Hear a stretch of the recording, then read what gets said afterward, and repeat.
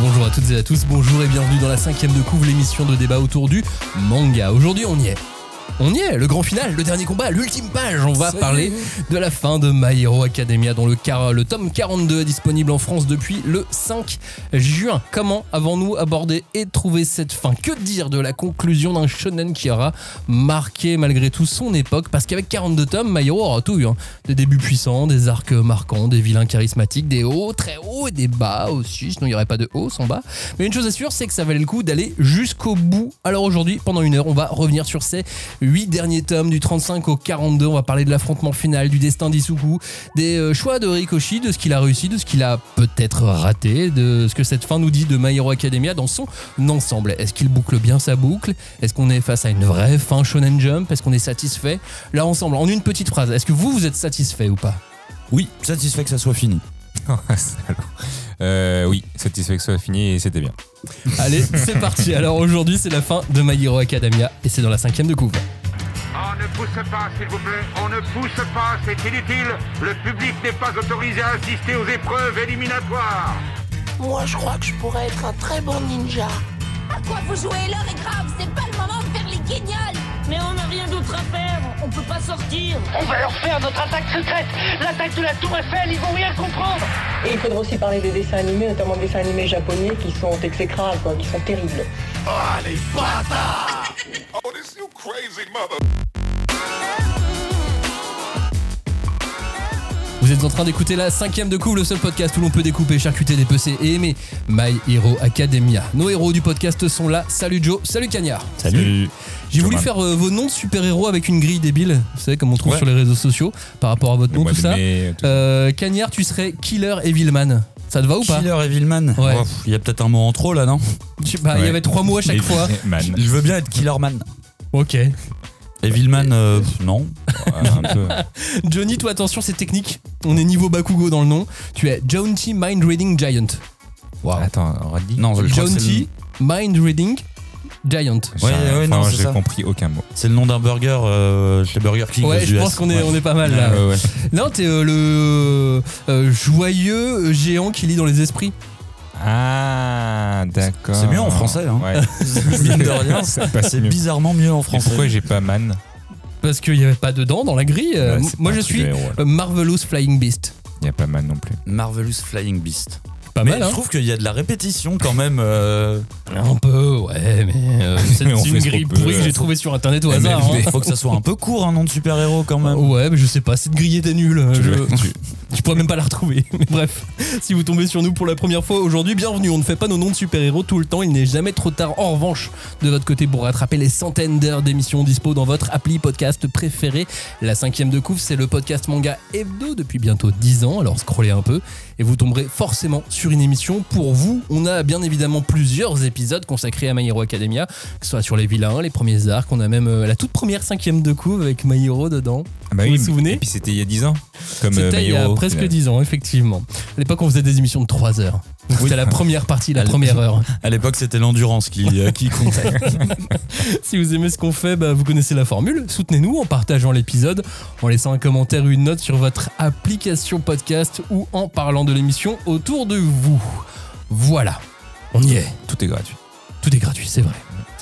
On y est, c'est la fin de My Hero Academia, les tomes 35 à 42. La ligne droite finale, c'est le dernier round, c'est là que tout se joue, c'est là qu'on voit qui va tomber, qui va se relever, qui va briller, qui va exploser au sens S'enflammer. propre comme au figuré, qui va s'enflammer, qui va s'éteindre, qui va se geler. C'est l'ultime guerre entre les héros et les vilains, entre All for One et One for All, entre les idéaux, les sacrifices, les regrets et des personnages secondaires qui se battent tout le temps au fond d'un champ de ruines encore et encore. C'est là que Horikoshi doit clore, donc 9 ans d'histoire, 42 tomes d'évolution, puis répondre à toutes les attentes. Alors attention, on va spoiler direct, on va parler de la fin tout de suite. On va pas y aller progressivement, on va tout de suite parler de la fin de ce manga. On va être antéchronologique. On va donc tout de suite parler du tome 42. Vous êtes prévenus? Ça veut dire qu'il faut que vous commenciez par la fin du podcast si vous n'avez pas été trop spoilé. On est nul en watch time, c'est ça nous? C'est ça notre truc, on n'est pas là, genre restez jusqu'à la fin si vous voulez le dernier tome.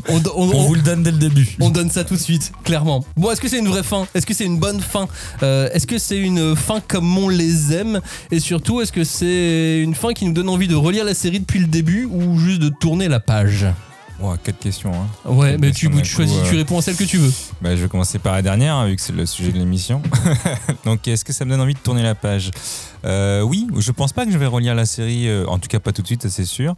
Donc, première question, c'est une fin qui m'a donné envie de dire bon bah voilà, c'est fini, je passe à autre chose. Est-ce que c'est une bonne fin ? Moi, je suis assez content de cette fin. Honnêtement, il y a un truc que j'ai apprécié, c'était que j'ai pas attendu 72 tomes comme Naruto pour avoir cette fin. J'ai lu de manière assez fluide, même si c'était élargi sur 10 ans. Mais tu vois, Naruto, il y a eu un moment où c'était trop. Je crois le tome 55, moi, il m'avait saoulé parce que c'est ce moment-là où je me suis dit vas-y, c'est bon, j'en peux plus. Et du coup, j'ai arrêté Naruto à ce moment-là. Et j'ai lu toute la suite une fois que tout était sorti. Là, My Hero, j'ai pas eu ce sentiment-là, en tout cas ce ressenti-là. Donc oui, c'est une bonne fin. Et j'ai oublié les 2 premières questions parce que j'ai quand même parlé beaucoup. C'est pas grave. Je peux les reposer après si tu veux. Et honnêtement, moi je suis vraiment très content de cette fin, même si ça reste une fin Netketsu classique, mais en même temps, je vois pas ce qu'il aurait pu faire d'original. Donc, J'ai qualifié cette fin de fin Genki-dama. Les lecteurs de Dragon Ball devraient comprendre quel sens ça peut avoir. Je trouvais que c'est une belle fin, effectivement. Tout est logique, en tout cas. Mais c'est étrange parce que j'aurais vraiment aimé les voir en baver un peu plus. Ça veut pas dire qu'ils ont pas galéré pour gagner cette guerre contre les vilains, mais... Je sais pas, j'ai l'impression qu'ils en ont pas tant bavé que ça, alors que si tu regardes précisément, bien sûr que si, ils en ont bavé. Mais je sais pas, j'ai ce sentiment de... tout le monde est encore debout presque. Ça dépend dans quel camp, on va dire. Ça dépend dans quel camp. Il y en a qui sont pas debout parce qu'ils sont en fauteuil roulant. Mais... moi, je vais prendre la première question. Je crois que tu disais, est-ce que c'est une fin ? Je vais répondre à celle-ci. Oui, c'est une fin. Factuellement, c'est une fin de manga. Je vais dire que c'est une fin à l'image de ce qu'a été ce manga au final. Donc bon, moi c'est pas un mystère, hein, je le dis depuis le début que je suis pas un énorme fan de My Hero Academia, mais par contre, ce que je peux lui reconnaître sur cette fin, c'est que il a toujours été fidèle, il est resté fidèle au principe qu'il s'est mis dès le début, à l'amour des personnages qu'il avait dès le début. Alors, ça n'a pas forcément été pour me plaire au maximum, je me suis pas éclaté pendant cette fin, mais il y a quand même eu des passages, des moments où j'étais vraiment à fond dedans. Et donc honnêtement, je vais parler pour les lecteurs et ceux qui aiment vraiment My Hero Academia. Vous avez une bonne fin. Ouais, j'ai l'impression, en tout cas graphiquement, c'est peut-être ce qui m'a le plus plu dans cette fin, parce que l'histoire finalement, il n'y a rien de si inattendu que ça. Mais graphiquement, je me suis fait plaisir.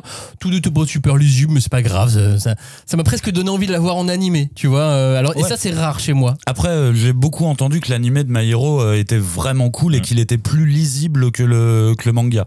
Moi, graphiquement, pour le coup, c'est un des trucs que j'ai trouvé dommage, c'est que vraiment le niveau de dessin qu'il a, il est stratosphérique. Je trouve que c'est vraiment magnifique, mais la lisibilité des combats, il y a vraiment plein de moments où c'était très compliqué. C'était illisible.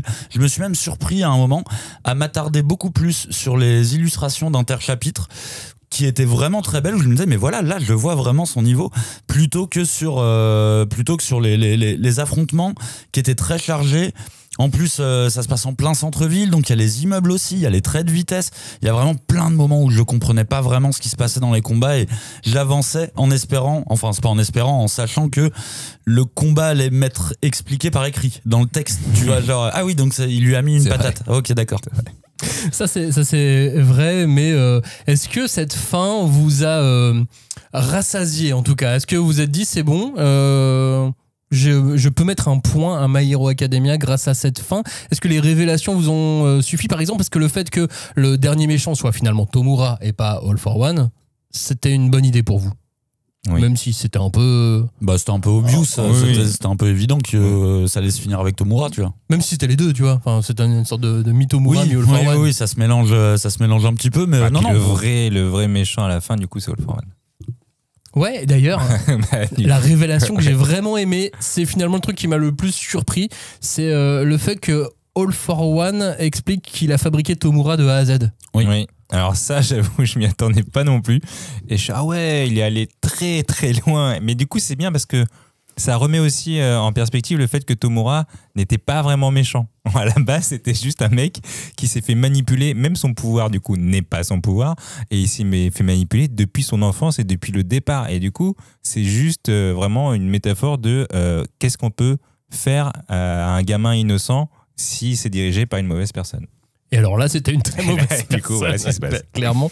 Et quand Tomura, à la fin, dit « Je suis le héros des vilains », je trouvais ça assez symbolique, finalement, de la lecture que j'en avais. Parce que, bon, on l'a dit plusieurs fois, à chaque fois qu'on a parlé de My Hero Academia, donc on peut ne pas trop s'attarder là-dessus, mais c'est vrai que les vilains, c'était une vraie troupe de héros, malgré tout, depuis le début. Complètement. Et le fait qu'ils disent « je suis le héros des vilains », cette phrase symbolisait ma lecture et l'appréciation que j'avais de toute cette bande de méchants qui ne sont pas méchants. Mais si, qui le sont. Mais enfin, c'est sûrement ce qu'il a le mieux réussi, je pense, à travers ce manga. S'il doit rester dans l'histoire, ça sera vraiment pour son traitement des vilains. Et quand je parle des vilains, je parle même des méchants personnages du côté des gentils. Je pense à Bakugo, je pense à Endeavor. Tu vois, c'est vraiment ces personnages qu'il aime bien. Et je me disais, du coup, alors il a fait des très bons développements avec ses persos. Pour moi, il a fait les meilleurs développements avec Bakugo, avec Endeavor. Et je me disais, oui, mais en même temps, tu peux pas. C'est exactement l'inverse de la phrase qu'on dit habituellement. Tu peux pas faire de grands vilains s'il n'y a pas de grands héros en face. Non, sauf que d'habitude c'est l'inverse, tu peux pas faire de bons super-héros si t'as pas un bon super-vilain. Lui il a inversé ce truc-là, et malheureusement je trouve que ces héros ne sont absolument pas au niveau de ces vilains, mais ils sont un mal nécessaire au développement narratif des vilains. Je sais pas si je m'exprime très bien, ils sont secondaires, mais on a besoin d'eux pour voir ce qui fait des vilains, ou encore une fois quand je dis les vilains, je compte Bakugo dedans ou autre quoi. Bakugo, tu le comptes dans les vilains? Les gens pas gentils. C'est ce que je dis, il est pas gentil même du côté des héros, tu vois. Endeavor au début, il est pas sympa. Oui, Bakugo, il est pas sympa, mais ils ont des vrais arcs de rédemption. Alors il est pas sympa, mais c'est le personnage le plus apprécié d'ailleurs dans les derniers tomes. C'est incroyable, hein, il gagne encore le 3e vote de popularité, enfin les 3 derniers. Genre tous les 3 tomes, il y a un vote de popularité, c'est toujours Bakugo. Et surtout à 5000 voix d'écart avec Izuku, moi je trouve ça incroyable qu'il soit toujours premier en 3 votes, quoi. Enfin, mais moi je trouve ça complètement normal, même sur la fin du manga, Bakugo il fait un hold-up encore. Enfin moi des coups, franchement je le vois pas plus que ça dans cette fin. Je me concentre sur les combats de Bakugo. Enfin, c'est limite à lui que tout arrive, tu vois. Enfin, je sais pas si on commence à spoiler ou pas, mais on peut spoiler. On part du principe que tout le monde a lu My Hero Academia. Ouais, vous avez une semaine. Quand le combat commence pour Bakugo dans le plan final, il y a un grand plan, on y reviendra tout à l'heure. Bakugo commence et il se bat bien et il explose bien Tomura et il meurt. Il meurt. Et franchement, j'y ai cru. Moi aussi. J'avoue, j'y ai cru. Moi, j'y ai pas cru du tout. C'était pas possible. Moi, j'y ai cru et j'étais déçu qu'il se relève. Moi aussi. Non, par contre, il y a un truc qui était trop chelou, c'est que Headshot, le ninja, là, pour moi, il devait rester dans le cœur pour que Bakugo reste. Et tout d'un coup, on voit ressortir et je fais non mais attends, on n'a pas compris. Tu vas mourir ou tu ressors et tu vas revenir? Il y a un truc flou, mon gars. C'est qu'il est assez détendu en plus à ce moment-là. En plus, il est en petit mode ver de terre là, ver de terre-man. Tu fais mais t'as dit que tu devais rester pour que tu y survives. C'était cool ça. Je pense que c'est un dilemme de Horikoshi et qu'il a jamais réussi à tuer ses personnages, à tuer ses super-héros. Et Headshot, c'est l'exemple même, parce qu'effectivement au début tu te dis ok, Bakugo va mourir, moi j'y ai cru et en plus j'avais envie que ça se passe. Oui, très clairement j'avais envie que ça se passe. Ça m'aide à y croire, parce le fait d'en avoir envie. Il nous aurait étonnés en faisant ça, il nous aurait vraiment étonnés. Et à la fin aurait été encore plus forte, puissante, et l'idéalisme de Deku en aurait pris un vrai coup. Ouais, mais il avait plus le temps pour faire ça aussi. Il avait peut-être plus le temps, ouais, mais en même temps, moi je suis vraiment partagé parce que s'il était mort, je pense que ça m'aurait vraiment fait chier. Là, pour le coup. Mais c'est bien. Mais. Il n'y a pas besoin de mort pour qu'un truc soit bien. Non, je suis d'accord, je suis complètement d'accord. Effectivement, ça va être marquant, mais s'il le fait juste pour que ça soit marquant, c'est pas. Mais là, ça tombait tellement bien. Ouais, mais sauf qu'après, il avait plus de combat contre All for One. Oui, c'est un peu dommage. Et pour moi, le combat qu'il fait avec All for One, il est magistral. Graphiquement, le dynamisme, le truc, même la personnalité de Bakugo quand il est dedans. Enfin, moi, j'ai trouvé ce combat incroyable. Et il pouvait le faire qu'avec Bakugo, pas avec quelqu'un d'autre. Mais je vous le dis, hold up de Bakugo. Vraiment, il a volé la fin, littéralement, du manga. Toutes les meilleures séquences, c'est avec lui. Ouais, ça. Et Headshot, Effectivement, ça aurait été trop bien qu'il meure ou qu'il reste en lui. Au pire, tu sais, qu'il soit comme un alter, comme les 8 possesseurs qui sont dans les 7, qui sont dans la tête de Deku. Il aurait pu avoir headshot avec lui. Il y avait un côté ninja plus explosif. Je sais pas, il y avait un truc, ça aurait pu fonctionner. Je sais pas. Ouais, mais je pense que les gens se seraient posé trop de questions. Mais attendez, s'il a fait ça, est-ce qu'il y a encore. Il a 2 cœurs? Enfin, je sais pas. Ouais, trop proche de la fin, peut-être. Comme déjà un parasite. Pour lancer un truc comme ça. Il aurait été son bras gauche et tout. De toute façon, on va pas y couper. Il va falloir parler du traitement de la mort, on va dire, dans My Hero Academia. C'est quelque chose que j'ai beaucoup dit dans ce podcast déjà. All for One ou l'inverse, j'inverse toujours les deux, aurait dû mourir au tome 10. Il l'a pas fait. Et tu vois, là, en lisant, là, je vois comme tu dis, les non-morts qu'il y a, et je suis parfaitement d'accord avec Joe, les morts ne sont pas nécessaires ni obligatoires. Mais à un moment, force est de constater. Tu vois, je me suis fait moi-même la réflexion, ça ne m'énerve même plus. En fait, le mec, c'est son Nindo, c'est ça, il a décidé qu'il n'y aurait pas de mort dans ses personnages. Et à partir de là, en fait, moi, je peux plus lui reprocher, tu vois. Il s'est tenu à ça du début à la fin, et même si ça ne me plaît pas, en fait, ferme ta gueule. Tu vois, c'est pas ton manga, c'est pas le manga de ton daron. Et lui, il s'y est vraiment tenu un peu à la manière. La comparaison va être un peu abusive, mais un peu à la manière de Mashima, tu vois, qui a décidé que c'était la force de l'amitié. Et même Mashima, il fait mourir des gens dans ses récits. Mais à un moment, force est de constater que c'est ce qu'il veut raconter, c'est comme ça qu'il veut son histoire. En plus, on l'a dit plusieurs fois, mais il aime tellement ses personnages, il leur donne tellement d'importance, même aux personnages secondaires. Que oui, en fait, je lui en veux pas. Il ne veut pas tuer des personnages principaux. Eh ben vas-y, mon pote, t'as raison. Et moi, il y a un autre truc pour lequel je lui en veux pas. Tu parlais tout à l'heure des moments flous dans les combats. Et effectivement, certaines parties du combat, au final, elles sont floues dans tous les sens du terme. Mais je crois que même Deku et même les spectateurs, à des moments, ils disent on comprend plus rien, mais on y va. Oui, il y a vraiment des lignes de dialogue qui disent c'est n'importe quoi ce combat. Oui, on n'y voit rien avec les écrans et tout. Et au final, ce côté un peu méta qui met tout du long du manga en plus, je sais pas, j'ai trouvé ça assez amusant. Et j'ai même mis ça en parallèle avec le fait que tout le monde regarde ce combat final à la télé. Ouais. Il y a un côté très cell game, pour revenir au Genki Daba. Il y a un côté très cell game où tout le monde regarde à la télé, et tout le monde est là en disant mais c'est quoi, mais qu'est-ce qui se passe, mais on comprend rien. Ouais, et il y a un truc non plus. Et il y a un truc très véridique, c'est que il y a une petite grand-mère au bout de la planète là, je sais pas où elle vit, si c'est en Inde ou enfin un coin un peu paumé. Je dis pas que l'Inde est paumé, mais je dis c'est loin pour nous. Et en gros, elle dit ouais, mais de toute façon, pourquoi tu regardes ce combat? De toute façon, ça nous touche pas, et on va pas mourir. Et franchement, mais j'imagine totalement ça dans la réalité. Si des gens se battaient et que c'est pas dans notre pays, pour nous ça nous touche pas. Et ils le voient à la télé, ils font c'est comme un film, et très bien pour eux.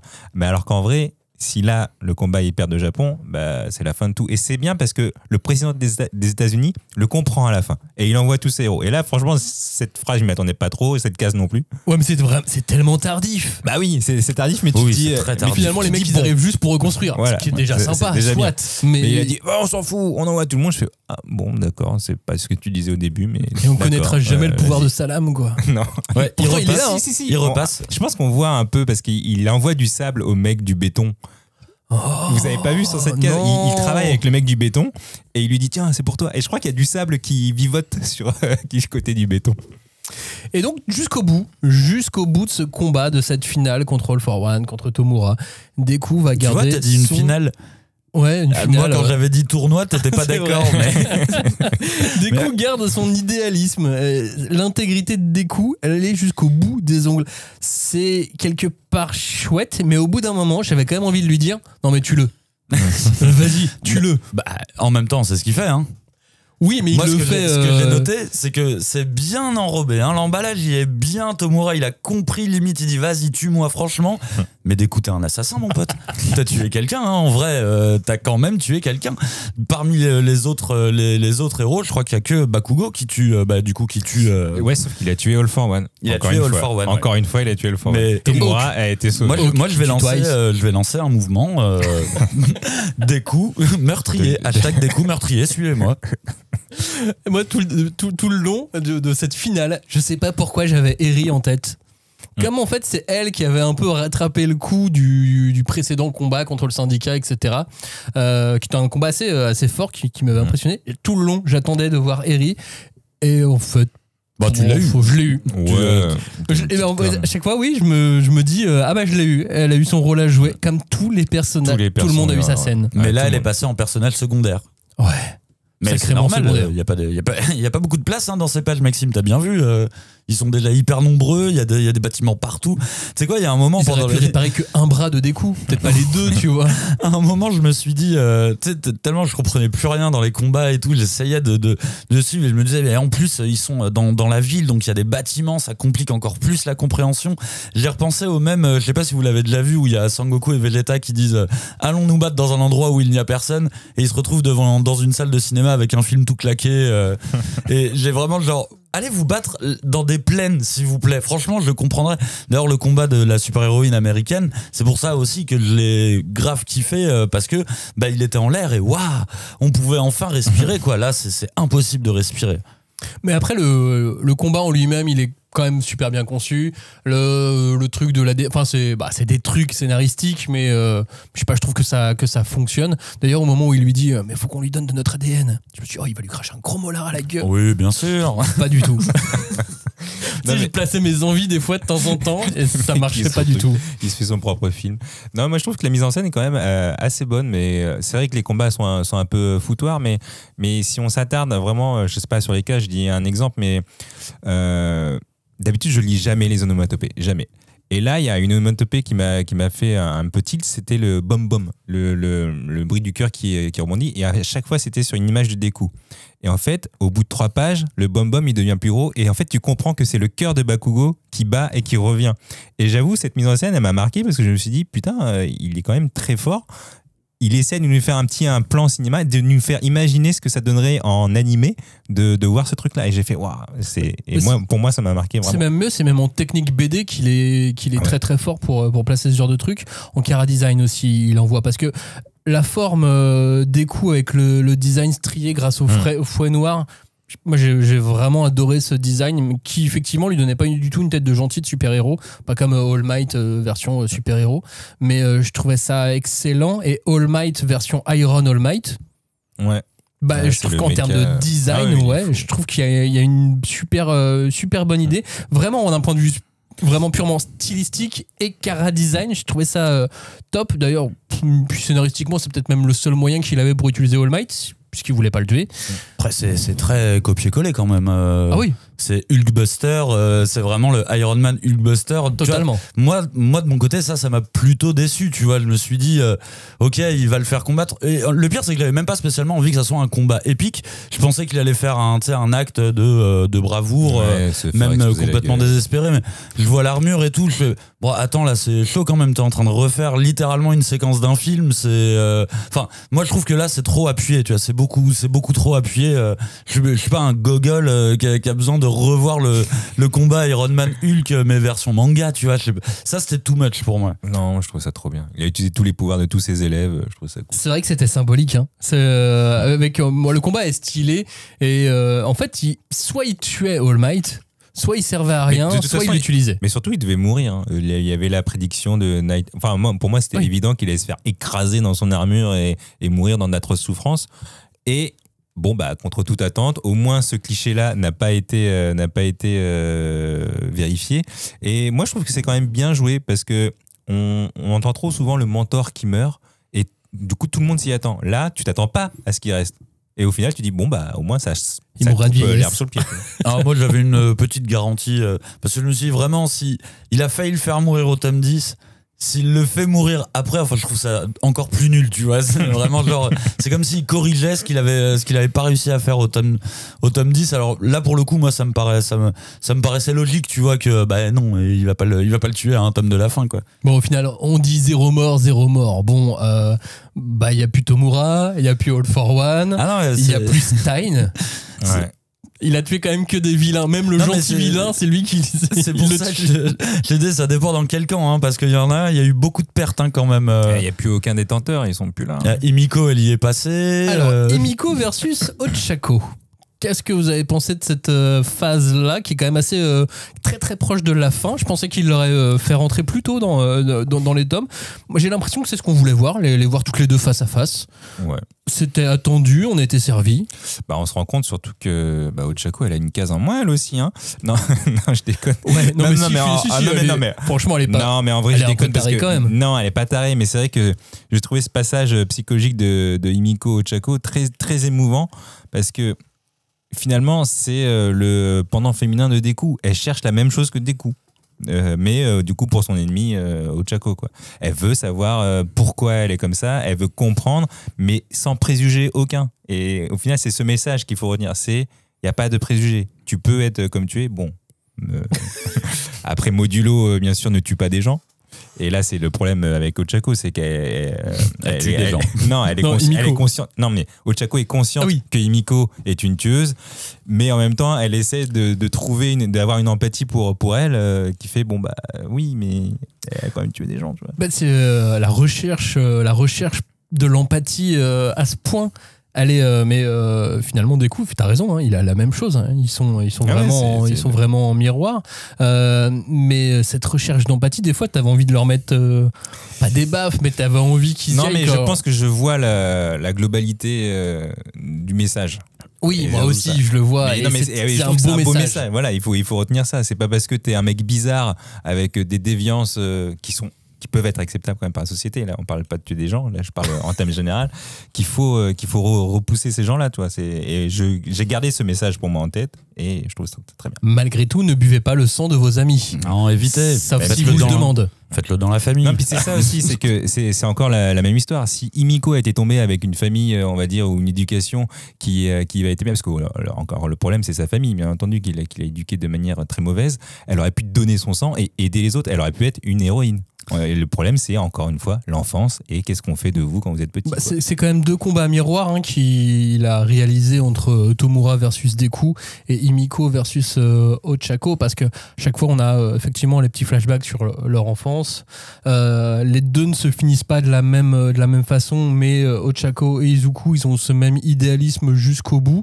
C'est vraiment deux combats en miroir qui ont été mis côte à côte, sauf que la différence, c'est que je trouve que graphiquement, le Himiko Ochako est totalement clair. Enfin, moi, je l'ai trouvé clair, en tout cas. Oui, et graphiquement, je trouvais que la mise en scène graphique, elle me racontait quelque chose. Et surtout, ils se battent dans les airs, c'est ce que disait Kenya. Donc, il y a moins d'immeubles. Allez vous battre dans les airs, merde. En vrai, moi, je suis assez deg du dénouement de Himiko. Ça m'a fait chier quand elle est morte. J'avoue que j'avais un peu la flemme de ce combat parce que cet effet miroir, je trouve qu'il est un petit peu inutile, parce que déjà avoir un perso jusqu'au boutiste comme Deku qui veut croire à la rédemption absolue, tu vois, c'est déjà quelque chose qui peut être un peu lourd, et je voyais du coup absolument pas ce que ça pouvait apporter de redoubler ça avec un autre personnage, tu vois. Et en plus de ça, j'avais un peu la flemme parce que, comme on disait dans l'émission précédente, on se doutait un peu que le pouvoir de Twice allait débarquer, et du coup encore une fois là, le pouvoir de Twice, le pouvoir ultime de Twice, on l'a déjà vu en fait, donc j'ai pas trouvé de truc spécialement surprenant, tu vois, dans ce combat, parce que à la limite ça fonctionnait comme menace, le fait que peut-être le pouvoir de Twice allait démarrer, je trouvais que ça fonctionnait bien, mais refaire le même combat, ça me paraissait pas vraiment utile. Après, je suis d'accord avec toi, il est un peu plus lisible. Et là où c'est utile scénaristiquement, c'est que ça lui permettait d'occuper des personnages aussi qui auraient peut-être pas eu d'action dans son manga, comme il voulait absolument rendre hommage à tous ces personnages, ça lui permettait aussi d'en occuper certains, tu vois ce que je veux dire? Ouais, parce qu'en plus c'est quelque chose que j'ai noté, c'est contrairement à d'autres fins de shonen neketsu, il y a très peu d'affrontements à 1 contre 1 au final, c'est beaucoup plus des affrontements à 1 contre 4, mais du coup ça surcharge encore plus visuellement les combats, mais je trouvais qu'il y avait et c'est ça qui donnait aussi le côté désespoir aux héros, parce que tu vois que même à 3, à 4, ça galère, ils y arrivent pas, ils ont beau être plus, ça fonctionne pas. Mais du coup, ça, j'avais trouvé que c'était une petite originalité. Genre, dans le texte, c'est bien, mais dans l'exécution, ça encombre encore tout ce qu'on a à regarder, quoi, tout ce qu'on a à bouffer. Et vous vous souvenez, la semaine dernière, je vous disais, j'aimerais bien que y ait un truc avec Himiko qui reste d'une manière ou d'une autre, avec son aptitude. Bon, alors c'est pas ce qui se passe, puisque finalement elle donne son sang et elle donne sa vie pour sauver Ochako. Finalement, Ochako, grâce à son idéalisme, elle se sauve la vie. Oui. Bon, après, elle est restée chez elle, elle a eu la vie. Moi, j'étais en train de me dire, entre Deku et elle, ça faisait un point commun, quoi. Ils avaient tous tué leur vis-à-vis, c'est beau. Mais le fait que dans le chapitre final, on retrouve Himiko dans les rêves d'Ochako, je sais pas, il y avait un petit écho où finalement elle est pas complètement morte. Non, mais elle le dit elle-même, elle dit peut-être qu'elle vit en moi. Après, moi je suis désolé, je l'ai détesté ce perso du début à la fin. C'est normal, t'as pas de cœur, toi. Par contre, ça me fait penser à un truc alors on part sur autre chose, mais ça me fait penser à un truc que t'as dit l'année dernière, que vous avez dit la semaine dernière. C'était que on parlait des gamins qui doivent sauver le monde. Et c'est marrant parce que dans un des tomes, dans le tome 37, il y a Tomura qui en reparle au début du tome en disant mais c'est normal que vous êtes en train de perdre les héros, vous avez envoyé des gamins affronter des monstres. Et du coup, ça m'a fait rire. Je fais ah ouais. Il en est conscient un peu quand même. Je pense l'auteur en est un peu conscient à un moment. D'ailleurs, je pense qu'il y a au moins 3 fois où il réexplique que c'est non, c'est normal. L'héritage et les ADN qui se mélangent et qui font que les pouvoirs sont toujours plus puissants. D'un point de vue génétique, ça s'explique. Moi, je voyais un gros coup de coude à Johnny, genre hey Joe, t'inquiète. je t'assure sur ce coup-là, je te donne une justif. La fin de Crématorium. Bon, moi j'aime pas Crématorium, mais sinon c'était logique, sans surprise. La famille, il meurt, tout était prévu, et puis finalement il est pas mort d'ailleurs. Bah si, il va mourir. Oui, il va, mais il est pas mort à la fin du manga. Mais il va mourir. Aussi, attends, peut-être dans 8 ans plus tard, il est. Ah si, il est mort. Dans 8 ans plus tard, il est évoqué. Oui, parce qu'ils disent je vais me recueillir à l'hôtel, sur l'hôtel de Crémato. Mais déjà, c'est plus Crématorium, c'est Walking Dead, le mec, c'est Zombie Man en vrai. Mais je te jure, moi, c'est le mec qui me fait le plus peur dans ce manga. Il fait trop flipper en fait. C'est vraiment Zombie Man. Bah moi j'ai adoré tout le cycle avec lui, avec sa famille. Alors combat difficilement lisible aussi, mais j'ai vraiment aimé ce qu'il a apporté là-dedans. C'est-à-dire que le personnage est vraiment jusqu'au boutiste. Et ce que j'aime bien, c'est que jusqu'à la fin, même quand il est dans son espèce de sarcophage de survie, il est toujours autant énervé contre Endeavor. Ouais. Et je trouve qu'il y a une morale qui est assez sympathique dedans, genre parlez-vous, quitte à gueuler, même s'il faut gueuler et s'insulter, parlons-nous. Et encore une fois, il y a vraiment un truc où tu vois qu'il apporte un soin particulier à Endeavor qui, pour moi, c'était le most likely dead, tu vois, c'était lui qui devait mourir normalement. Mais il aurait dû mourir plus tôt dans ce cas-là. Non, pour moi, mourir face à son fils, ça me paraissait logique, tu vois. Et en fait, non, il le garde encore en vie. Il le garde, tu sais, avec une jambe, un bras en moins et tout. Je suis là, oh la vache, putain, t'es sûr, c'est pas mieux d'être mort peut-être quand même. Mais il est tellement plus responsable. Mais ouais, c'est ça que je trouve trop chouette, c'est que il est vraiment là. Il a une déterre Neketsu pour le coup de dire, je vais me faire pardonner jusqu'à la fin de ma vie. Non, je vais pas me faire pardonner. Il veut pas se faire pardonner. Il veut vraiment parler. Voilà, il veut accepter. Il veut s'améliorer. Il accepte tout ce qu'il prend, quoi. Il fait Atlas, quoi. Il veut endurer toujours. Oui, c'est ça. La pierre. Toujours plus. Encore, à la limite, je te dirais que c'est peut-être Shoto, le personnage où dans tout cet arc, j'ai eu un petit peu le moins de frissons et compagnie. Mais en même temps, c'est un perso que j'aime bien, Shoto, quand même. Je suis un peu, tu sais. Je le déteste pas, je suis obligé de l'aimer un peu parce qu'il est stylé quand même, tu vois. Mais de toute la famille, enfin tu sais qu'il y a toute la famille qui y va pour essayer de donner un coup de main à Endeavor, ils finissent tous un peu brûlés et tout.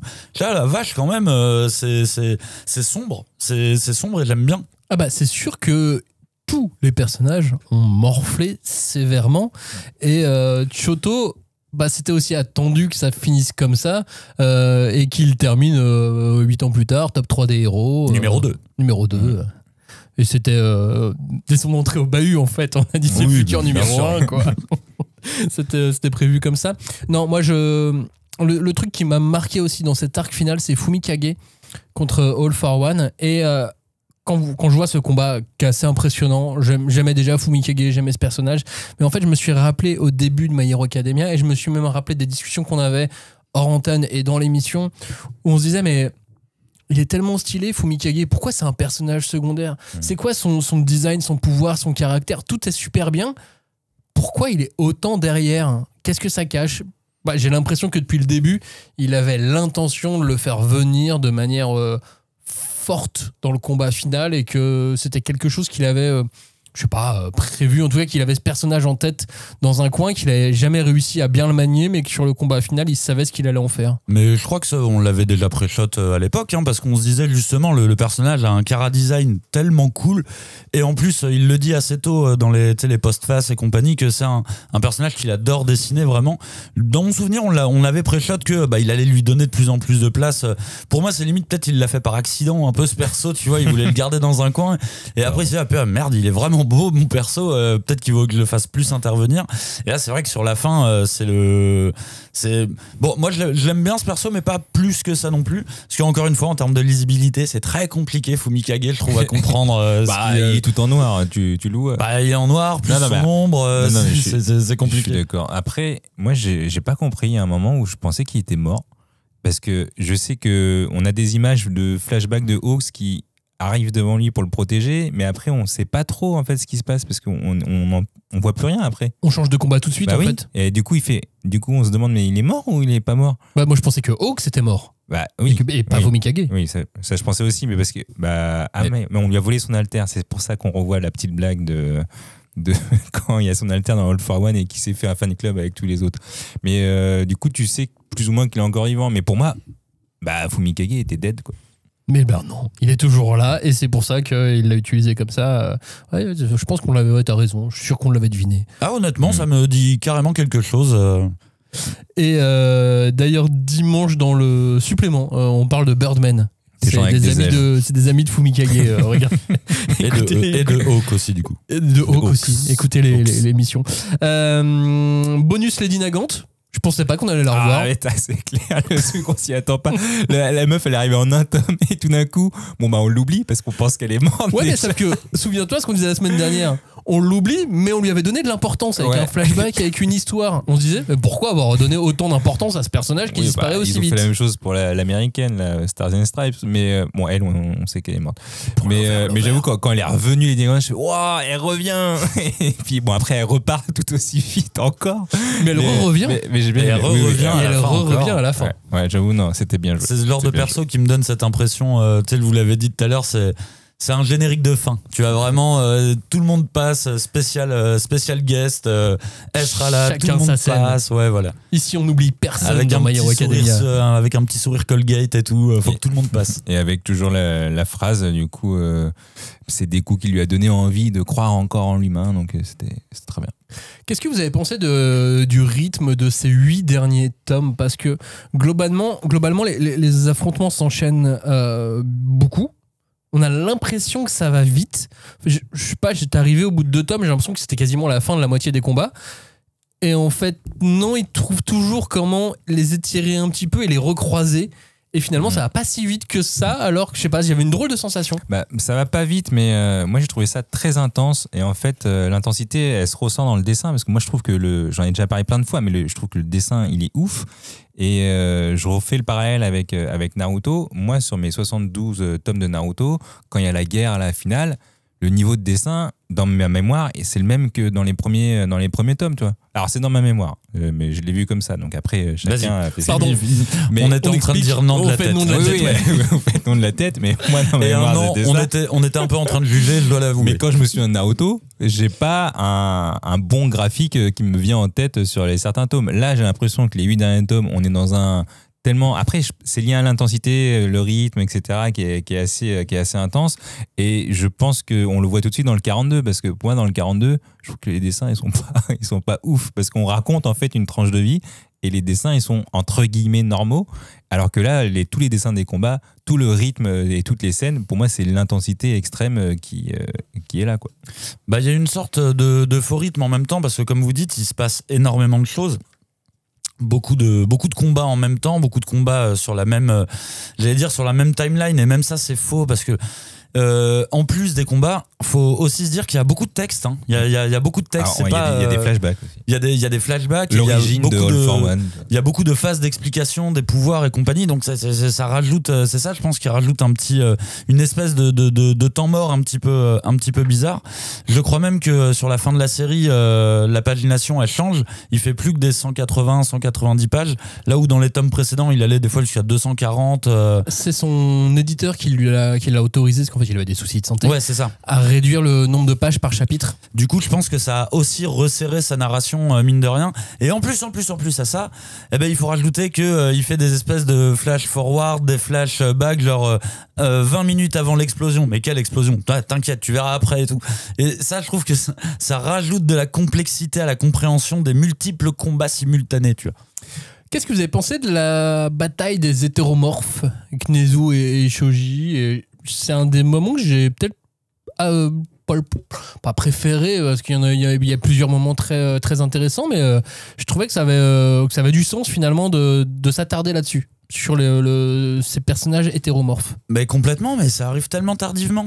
Tu vois, toute cette thématique et tout, tu dis, mais en fait, ça devrait être là depuis le début, depuis vraiment le tout début de l'histoire. Non, on l'a déjà eu, il avait déjà lancé on l'a déjà eu, mais ça n'a jamais été creusé. Oui, c'est resté en fond. Là, ils s'en sont servis comme une espèce d'armée révolutionnaire, on va dire, d'armée d'indépendance de la cause. Mais du coup, ouais, j'ai lu un truc hyper intéressant, mais qui, limite, pour moi, aurait dû arriver bien avant, quoi. C'est un peu dommage. Et le fait que ça soit l'explosion de... C'est quoi son nom de super-héros? Tantapoulpe? Ouais, c'est ça. De Nezu. C'est Tantapoulpe. Tantapoulpe. Le fait que ça soit son moment et que lui, il ait un moment... Oui, lui, il incarne vraiment... ça m'a vraiment surpris. Je m'attendais pas à ce que on s'attarde autant et à ce que ça m'intéresse autant en plus. Que ça soit si bien tourné, c'est peut-être l'un des moments qui m'a le plus surpris de la fin de My Hero Academia, et vraiment agréablement, et qu'il se soit emparé de cette thématique aussi, quoi. C'est vraiment un truc qui m'a beaucoup assez inattendu pour le coup, ouais. Vu tout ce qui se passe déjà dans le manga, enfin dans cette fin, je dis ok, tu veux parler de ça maintenant, vas-y, on va se poser, on va en parler, enfin se poser, façon de parler, hein, mais bravo de l'avoir placé, quoi, en tout cas, c'est clair. Clairement. Le trio des surdoués là, le trio des terminales, ils ont leur moment aussi. Le million, le numéro 1 des héros. Finalement, le top 1, le top 1 devant Shoto, finalement il devient vraiment le numéro 1 des héros. L'humour toujours principal, je suis assez d'accord avec lui. Alors je suis pas d'accord qu'il soit premier, mais l'humour, tu vois, c'est important. En parlant d'humour, je me suis fait une réflexion à un moment donné, une réflexion débile, hein, mais j'arrête pas j'ai dit la finale c'est la télé comme le Cell Game, c'est une fin à la Genki Dama. Toi tu parles de Naruto, moi je parle de Dragon Ball, chacun son âge. Ouais. Et Tomura qui change de forme, à chaque fois je me suis dit mais c'est Freezer avec des doigts. Ah ouais, t'as dit ça. Est-ce que c'est Freezer? Cell aussi il changeait beaucoup, tu vois. Cell aussi il changeait beaucoup, mais je préfère Freezer à Cell. Mais ouais, non, c'est pas Freezer avec des doigts. Lui, Freezer, c'est le mal incarné. Tu vois, il a pas eu une enfance difficile, Freezer. Il était déjà comme ça quand il est né. Franchement, il a été élevé comme ça, même. Non, il est né comme ça. Enfin, il est né en disant je suis méchant. All for One, il est né méchant. Alors lui, j'avoue que ses origines, son flashback, il est vraiment violent, n'importe quoi. Ça commence par ma mère est une pute. Du coup, on sait pas comment je suis venu. Et puis je l'ai bien tué, c'est grâce à moi. Et du coup, je garde mon frère Yoichi. Non, c'est pas Yoichi. Je sais plus comment il s'appelle. Yoichi, c'est celui qui a piqué le premier One for All. Ah oui, ok, d'accord. Mon frère, j'ai oublié son nom, mais je le garde parce que c'est ma propriété. Et là, je fais mais toi, t'es vraiment l'empereur du mal. C'est vraiment ça. Et en tant qu'empereur du mal, il y a un truc que j'ai pas super compris, c'est son laïus sur être méchant. Avant la fin, il fait un laïus qui est à peu près clair en disant j'ai envie d'être la source de l'énergie du monde, j'ai envie de dominer le monde. Bon, ok, ça c'est normal. Là, à un moment donné sur la fin, son laïus c'est je suis méchant. Pourquoi? Parce que mon but, c'est empêcher autrui d'atteindre le rêve auquel il aspire. Oui. Quoi? Ouais, en fait, c'est un peu le même principe qu'avec son petit frère, tu vois. Il veut pas, vu que lui ne pourra jamais être heureux, il veut surtout pas que quelqu'un d'autre puisse être heureux. Mais enfin, après, au bout d'un moment, je suis d'accord avec toi. Disons que ça commence à se perdre un peu dans les grandes phrases, tu vois, où t'es genre mais arrête. En fait, je l'ai relu plusieurs fois parce que je trouvais ça un peu flou, et quand tu me le dis, c'est clair, mais en même temps, je trouve ça tellement bateau que je me suis dit que ça pouvait être autre chose qu'il voulait dire. Vu qu'il fait des phrases de 5 mètres de long pour exprimer ce truc assez simple, mais parce que tu sais, il est très théâtral aussi, donc il faut que dans ces phrases de grands méchants, quasi de grands méchants de James Bond, tu vois, c'est quasiment Dr No. Mais je suis d'accord qu'il s'embourbe un peu dans son truc, un peu noblesse méchanceté. Par contre, effectivement, son flashback son flashback, je l'ai trouvé intéressant, mais en même temps, je trouve qu'il annule tellement toute la théorie de Deku, tu vois. C'est-à-dire que Deku, il est vraiment dans non, mais il y a quand même du bon en chacun et tout. Oui, bah pas chez tout le monde a priori. Je trouve que c'est un peu dommage, tu vois. Tu peux pas crier ça aussi fort et faire un méchant qui est méchant parce qu'il est méchant, tu vois, de l'autre côté. Mais après, Deku, le principe, c'est pas qu'il y a du bon envers tout le monde, c'est que si il y a un bon quelque part, il va creuser pour essayer de le trouver. Parce qu'au final, c'est ça, Tomura. Tomura, il veut le sauver parce qu'il a vu un gamin en pleurs qui était derrière tous les murs, tous les machins là. Mais s'il n'avait pas vu ça, peut-être que justement, il aurait été d'accord pour tuer le vrai méchant. Enfin, moi, je l'ai compris comme ça parce qu'ils en parlent, les détenteurs lui font un test en disant qu'est-ce que tu veux faire pour lui? Est-ce que tu veux le tuer? Est-ce que tu veux faire ce machin? Et il fait non, je veux le sauver parce que j'ai vu qu'il y avait un petit garçon en pleurs derrière. Mais s'il n'y avait pas eu ce petit garçon en pleurs, bah, il l'aurait tué. Les détenteurs, est-ce qu'ils ont vraiment bien tous joué leur rôle? C'est peut-être eux qui ont été le plus sacrifiés finalement. Pas tous, mais certains. Bah, pour moi, ils avaient un rôle très fonction au final. À aucun moment, je me suis vraiment attaché à eux. Par contre, ce que je l'ai trouvé intéressant. Par la maître de la grand-mère, ouais. La grand-mère. Oui. Bon, allez, je vous l'accorde. Mais ce que j'ai trouvé intéressant pour le coup, c'est que même si, alors encore une fois, je trouvais que ça ralentissait le récit de fou, je me suis pas attaché tant que ça au perso. Par contre, la conclusion du combat que Deku doivent donner ses alters, donne ses alters, ça j'ai trouvé que c'était, j'allais dire très malin. En fait, c'est super logique et c'est dans ce sens-là que je te dis, c'est un manga, je trouve qu'il fait très bien ce qu'il a su faire depuis le début. Et là, le fait qu'il doive perdre ses pouvoirs en grande partie pour pouvoir battre un être surpuissant, je suis là, ouais, franchement, c'est bien écrit, c'est bien pensé. Moi, c'est exactement, j'y ai pensé, je fais, ouais, il faut qu'il sépare du One for All. J'y ai pensé quand l'alter du 6 a été pris. À ce moment-là, j'ai fait, ah, mais attends, mais s'il a été pris, est-ce qu'il faudrait pas justement que tout soit pris? Mais alors, par contre, quand j'ai pensé ça, je me suis pas dit, ah bah c'est pour tuer l'autre. Je me suis dit, bah il va perdre avec, mais bon bah voilà, débrouille-toi. Mais ça serait bien que tu perdes tous tes alters. Moi, la réflexion que je me suis fait, c'est que s'il perd son alter, il allait en réveiller un autre. À un moment donné, je me suis dit qu'il fallait qu'il s'en débarrasse pour réveiller autre chose encore plus puissant et qu'il allait passer à une nouvelle phase de transcendance. On n'a pas finalement de vraie phase de transcendance du héros dans le sens neketien, dans le sens français du mot. Je suis d'accord avec toi parce que il y a un truc qui fait que ce manga m'a un peu rappelé le jeu Kingdom Hearts dans un certain sens. C'est-à-dire que le personnage de Deku, il devient surpuissant, mais en fait tu le vois très peu utiliser cette surpuissance, et pour moi c'est un peu comme à la fin d'un Kingdom Hearts, t'es surpuissant mais en fait t'es à la fin déjà du jeu, donc tous tes nouveaux pouvoirs tu vas pas pouvoir en les utiliser à balle. Et là j'ai eu un peu ce sentiment, tu vois, il a des super pouvoirs et en même temps c'est déjà tellement la fin du manga qu'on va pas le voir longtemps et aller hop, il y a plus de pouvoir, c'est fini. Je suis bah putain, c'est allé vachement vite. J'aurais bien aimé le voir un petit peu plus en tout cas. Ouais, l'overdrive, l'utiliser un peu plus souvent, de voir je sais pas, un peu plus Hellboy. Non, je sais pas comment il s'appelle. Hellboy, le mec qui, je sais pas, mec avec les vitesses là. Ouais, non, c'est celui du Foenware, non, celui qui Ah oui, celui qui a une tête d'Hellboy, oui, d'accord. Ah, oui, ok, c'est d'accord, lui, ok. C'est lui effectivement. Bon, appelle-le Hellboy. Non, il a vraiment une tête d'Hellboy, c'est vrai. J'ai pas retenu son nom depuis le début, en fait, je l'ai vu, je fais c'est Hellboy, et puis je suis resté avec ça en tête. Le 6e, non, je sais plus. Non, c'est pas le 6e. Moi, il y a eu un truc avec les pouvoirs où je me suis dit, il y a un mix de beaucoup de choses. Les vitesses, c'est One Piece. L'overdrive, c'est Final Fantasy X. Franchement, si vous vous en souvenez pas, mais c'est exactement le même mot pour les attaques ultimes. Et je me suis dit, bon, est-ce qu'il fait des hommages? Il fait un petit mix de tout. Et moi, j'ai apprécié. J'ai apprécié ce petit twist. Mais il n'y a pas un moment donné où il passe en mode. Tu parles de l'état second, provoqué par la mort d'un personnage, par exemple, quelque chose comme ça. Ça a failli être le cas et finalement non. Finalement ça va. Et jusqu'au bout, ils vont garder ce truc du tu te sers des pouvoirs bien trop puissants pour ton corps d'être humain. Toi qui n'avais pas de pouvoir à la base, donc qui n'est pas génétiquement prêt, et il l'a pas lâché ce truc. Il l'a gardé vraiment jusqu'au bout. Et il est quand même sympa avec des coups à la fin, ce qui lui donne un peu de résidu de pouvoir quand même. Ouais, mais après il y en a plus. C'est des braises tu sens que quand on lui donne son armure, la braise, il n'y a plus de braise. Ouais, mais 8 ans plus tard, il en a encore un tout petit peu de braise. Ouais, non, il y a même plus, c'est des cendres. Si, il dit qu'il fait un super jump pour la retrouver là. Ouais, c'est ça, je comprenais pas ce que ça voulait dire, des braises de pouvoir. Les braises, ça veut dire que c'est en train de s'éteindre en fait. Oui, non, mais par quoi? Merci pour l'explication de la braise. Bah, du coup, je sais pas, tu comprenais pas quoi alors? Je comprenais pas l'application de ce truc. Est-ce que tu vois un barbecue? Non. Mais est-ce que tu vois un pouvoir à 100%? Ça chauffe très vite. Et un pouvoir de braise. Mais du coup, c'est quoi? Il peut faire des petits sauts? Bah non, des grands sauts du coup. Il peut faire des grands sauts. Mais il peut pas mettre des grandes patates. Voilà, c'est ça. Ouais, c'est bizarre. Du coup, peut-être il peut mettre des grandes patates, mais une fois, tous les 2 ans. Et après, c'est fini, il n'y en a plus. S'il le fait une fois, c'est fini. Ah, ok, et ça continue à baisser. Oui, ça baisse. Plus il l'utilise. D'où le fait qu'ils veulent le transformer en Iron Man à la fin. Oui. Des braises. Plus tu souffles dessus, plus c'est... Okay. C'est la Bretagne, tu vois, à peu près? Ouais, dire ça. La braise, c'est là-bas. Le cola braise. Très bon le cola braise. Mais oui, non, pas ouf.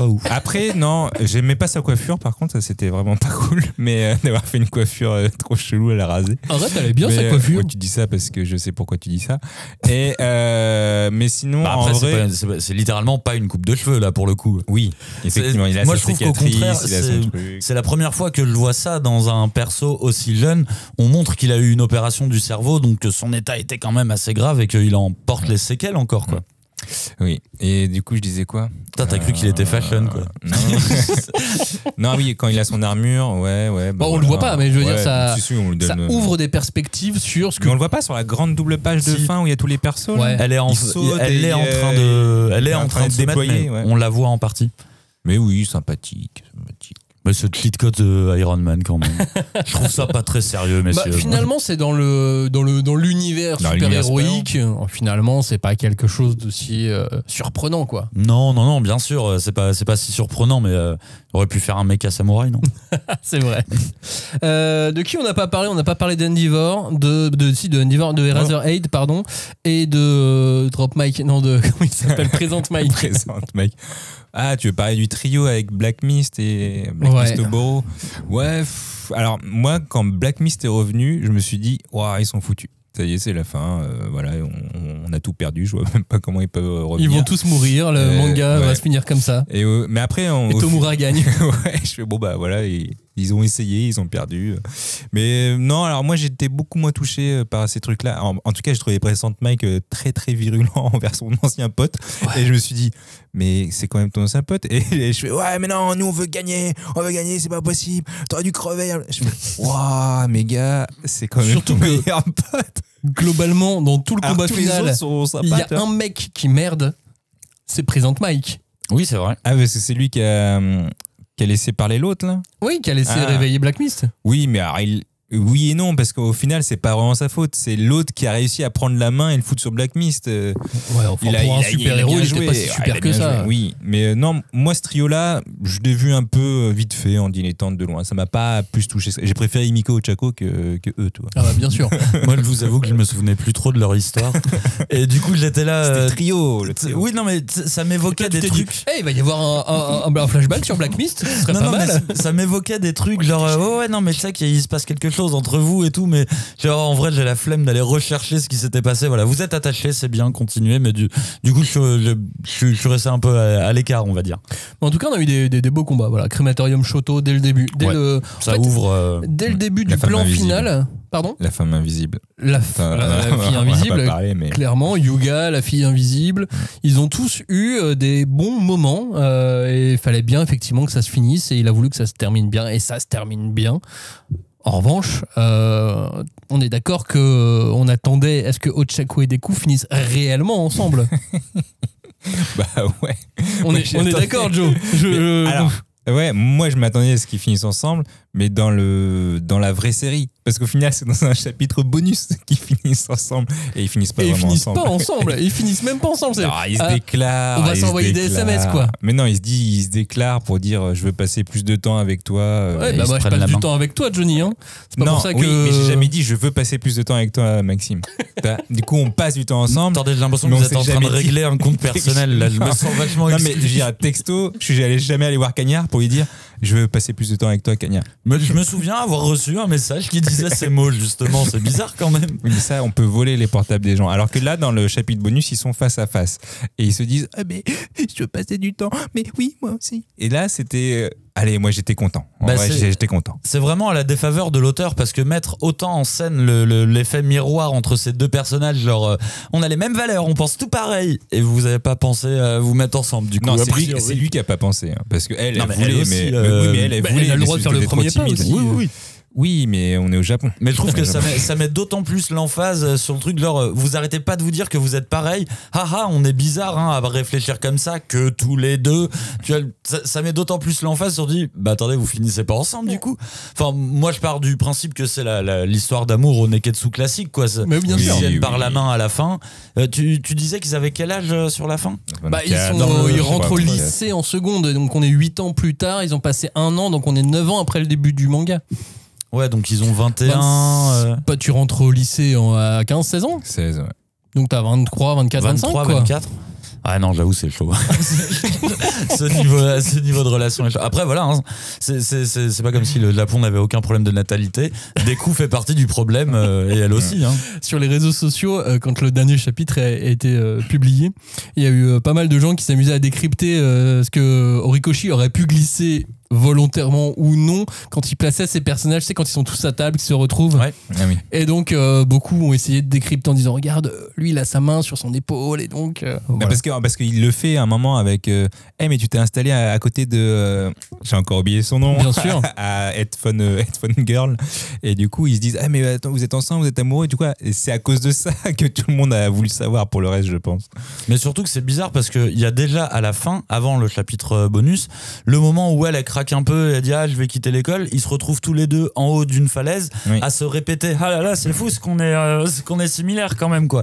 Et après il y a les casseurs d'ambiance qui débarquent, et ce qui fait que du coup ils peuvent pas s'embrasser, mais pour moi c'est à ce moment-là qu'il aurait dû se passer quelque chose, tu vois. Eux non plus, ils se sont dit non mais on est des super-héros, on a du boulot. Ouais, il y a du taf. Le boulot d'abord, finir mes études, trouver un travail, avoir une situation. C'est tellement proche de la mentalité des jeunes, je trouve. C'est quasi un documentaire. Tu vois, c'est vraiment tout va bien. C'est peut-être nous qui sommes un peu punk. Non, je crois pas. Non, je pense pas. Peut-être. Je pense qu'on est dans un magazine grand public jeunesse, et ça fait que voilà, plus on mettra de sentiments, mieux ce sera. Moins on montrera des preuves d'amour, et mieux ce sera aussi. On va garder ça pour mot de la fin. Alors j'ai une conclusion quand même. Ok, faites une conclusion chacun, allons-y maintenant. Moi, ma vraie conclusion, c'est quand même dans ce tome 42, on dit que c'est beau l'entraide, il y a des belles valeurs, il faut tuer le mal à la racine, il faut juste tendre la main, et je trouve que c'est une belle leçon de vie, parce que la petite grand-mère là, qui tend la main à un mec qui a été enfermé, enfin un petit gamin qui a été enfermé, et que tu sens que ça va devenir un nouveau Tomura, bam, on ressent. En fait, c'est très cliché de cette leçon de vie, mais je trouve que c'est très véridique. Et moi, j'ai l'impression que dans ce tome, tout le monde est devenu canadien ou québécois. Enfin, tout le monde est sympa. gentil. Tout le monde est gentil envers son prochain, et je trouve ça bien. Et tout ça serait pas arrivé au final si Saitama serait arrivé tout de suite, quoi. Effectivement, il serait un petit peu étrange dans ce manga. Je trouve que tout est clair, tout est bien expliqué. Je vois pas de zone de flou. Je vois pas de vous avez remarqué telle chose et telle chose. Ça voulait dire en fait que non, tout est évident. Et c'est un bon boulot de la part de Horikoshi, je trouve, de réussir à nous avoir expliqué tout ce qu'il avait envie de nous expliquer en tout cas.